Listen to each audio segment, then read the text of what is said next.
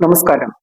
കഴിഞ്ഞ നിയമസഭാ തിരഞ്ഞെടുപ്പ് സമയത്ത് പ്രചാരണ വേളയിൽ വാർത്താ തലക്കെട്ടുകൾ പിടിച്ചടക്കിയതായിരുന്നു CPM-ന്റെ വീടുകളിലെത്തിയുള്ള ഗൃഹസന്ദർശനം. അതിലെ പ്രധാന കാര്യം ഭക്ഷണം കഴിക്കലും ആ പാത്രങ്ങൾ കഴുകി വെക്കലുമായിരുന്നു. പലരും അമ്പരന്നു. MA ബേബി തന്നെ വീടുകളിലെത്തി ഭക്ഷണം കഴിച്ച ശേഷം പാത്രം കഴുകി വെച്ചിട്ടാണ് പോയത്. മറ്റു സഖാക്കളും അതേ മാതൃക തന്നെ പിന്തുടർന്നു. പക്ഷേ പെട്ടെന്ന് തന്നെ ഇതിനോട് വിമർശനവും വന്നു. ഇതൊരു തട്ടിപ്പ് പരിപാടിയാണെന്ന ആരോപണം വന്നപ്പോൾ താൻ വളരെ കാലമായി പിന്തുടരുന്ന രീതി തന്നെയാണ് ഇതെന്നാണ് ബേബി പറഞ്ഞത്. പക്ഷേ ഈ പരിപാടി തിരിച്ചടിച്ചപ്പോൾ CPM സൈബർ സെല്ലിന്റെ പ്രചാരണം നയിച്ച MV നികേഷ് കുമാറിനും ഇതിന്റെ പഴി കേൾക്കേണ്ടി വന്നു. തിരഞ്ഞെടുപ്പ് പ്രചാരണ സമയത്ത് കിണറിൽ ചാടിയ നികേഷിന്റെ മറ്റൊരു വിവരക്കേടാണിതെന്നുള്ള വിമർശനവും ഒപ്പം വന്നു. എന്തായാലും ഗൃഹസന്ദർശനവും പാത്രം കഴുകലുമൊന്നും CPM-നെ തുണച്ചില്ല. തിരഞ്ഞെടുപ്പിൽ പാർട്ടി 8 നിലയിൽ തന്നെ പൊട്ടി. MB രാജേഷും P രാജീവും അടക്കമുള്ള CPM മന്ത്രിമാരിൽ പലരും തിരഞ്ഞെടുപ്പ് പരാജയം ഏറ്റുവാങ്ങുകയും ചെയ്തു. ഇപ്പോൾ ഗൃഹസന്ദർശനവും പാത്രം കഴുകലും അമ്പേ പൊളിഞ്ഞുവെന്നാണ് CPM അവലോകന റിപ്പോർട്ടിൽ പറയുന്നത്.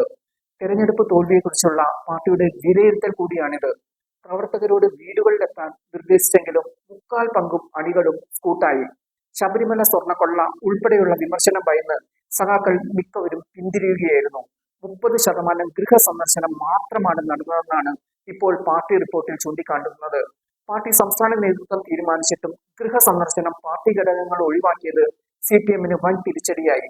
സംഭവങ്ങൾ ഇങ്ങനെയൊക്കെ ആയിരിക്കെ നൈസ് ക്വാളിറ്റിയിൽ പാർട്ടി സെക്രട്ടറിയായ തന്റെയും പ്രതിപക്ഷ നേതാവായ പിണറായിയെയും ഒഴിവാക്കാമെന്ന് ആരെങ്കിലും മനക്കണക്ക് കൂട്ടിയെങ്കിൽ അത് മനസ്സിൽ വെച്ചാൽ മതിയെന്നാണ് ഗോവിന്ദൻ ഇപ്പോൾ തുറന്നടിക്കുന്നത്. നിയമസഭാ തെരഞ്ഞെടുപ്പിലെ തോൽവിയെ തുടർന്ന് പാർട്ടിയിൽ നേതൃമാറ്റം വേണമെന്ന ആവശ്യം ശക്തമാണ്. പാർട്ടി യോഗത്തിൽ ആദ്യം ഇത്തരം വിമർശനങ്ങളോട് മൗനം അവലംബിച്ച ഗോവിന്ദൻ പക്ഷേ ഇപ്പോൾ പൊട്ടിത്തെറിച്ച് തുടങ്ങിയിരിക്കുകയാണ്. CPM മേഖലാ റിപ്പോർട്ടിങ്ങിലായിരുന്നു ഗോവിന്ദന്റെ ഈ പൊട്ടിത്തെറി. എന്തായാലും തിരികെ വരാൻ കഴിയുമെന്ന പ്രതീക്ഷയിലാണ് CPM. ഇനിയും ഒരു തവണ കൂടി UDF തുടരുകയാണെങ്കിൽ ത്രിപുരയിലും ബംഗാളിലുമുള്ള അവസ്ഥ കേരളത്തിലും വരുമെന്ന് പാർട്ടി ഭയക്കുന്നുമുണ്ട്. അതുകൊണ്ട് തന്നെ കരുതലോടെയാകും ഇനി പാർട്ടിയുടെ ചുവടുവയ്പ്പുകൾ.